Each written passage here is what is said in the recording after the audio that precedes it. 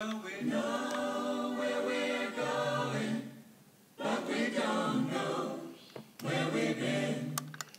Kia ora and welcome to this video that goes through how to recognise double angles and rewriting expressions. I'm going to just go straight through exercise 34.6 in Delta and talk you through how to do them. Okay, so Delta is excellent prep for trig, so make sure that you are doing plenty of examples out of here. So question 1 is to rewrite this as a single trig expression. So cos squared of alpha minus sine squared of alpha. Right, so one of the reasons I like this exercise is because it gets you recognising the formulae. As I've said in class lots of times, if you need to be looking at the formula sheet in the internal, then you haven't done enough practice. These need to start to feel pretty much automatic. So that's one of the ways that we can write cosine of 2 alpha. So that's the first one. That's all there is to it. Next one, 2 sine theta, cosine theta is just another way to write sine of 2 theta. Right, so you can see they start off pretty easy. Next one, 2 tan x over 1 minus tan squared of x is another way to write tan of 2x. Don't worry, they are going to get a little bit more interesting. 2 cos squared of alpha minus 1 is another way to write cos of 2 alpha. Right, so just notice that we've now seen this one here and this one here. Right. Okay, number 5, 1 minus 2 sine squared of beta on 2. Well, this is another way to write cosine of twice this angle. So it's cosine of 2 times beta on 2, which is the cosine of beta.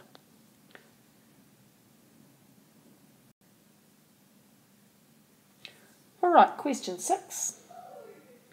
Sine x, cosine of x. Well, it looks a bit like sine of 2 theta, only the 2's missing.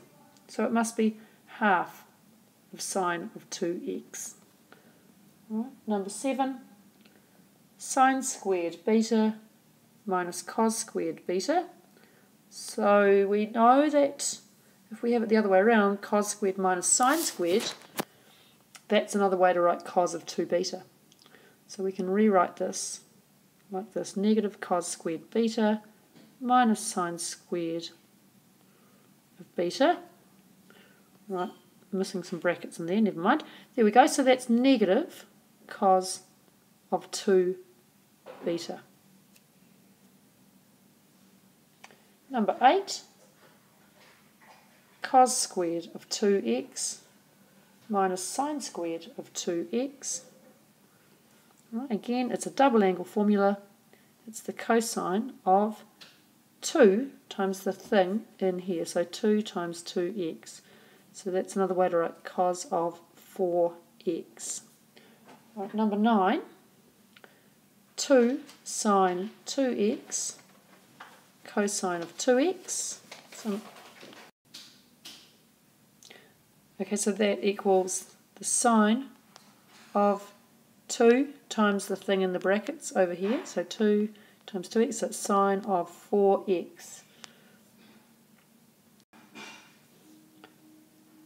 Right, the last one, number 10, a little bit harder, but still pretty good. Sine of x squared times cosine of x squared.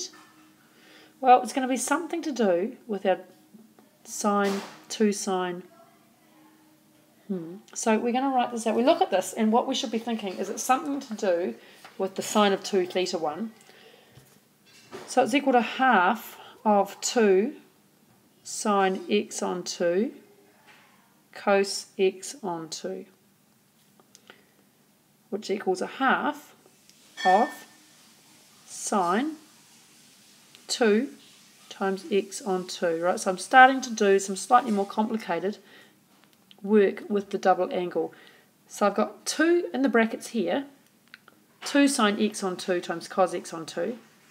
So I'm going to be doubling this to go back to my double angle formula, because remember sine of 2 theta is equal to 2 sine theta cos theta. So that's what I'm working with.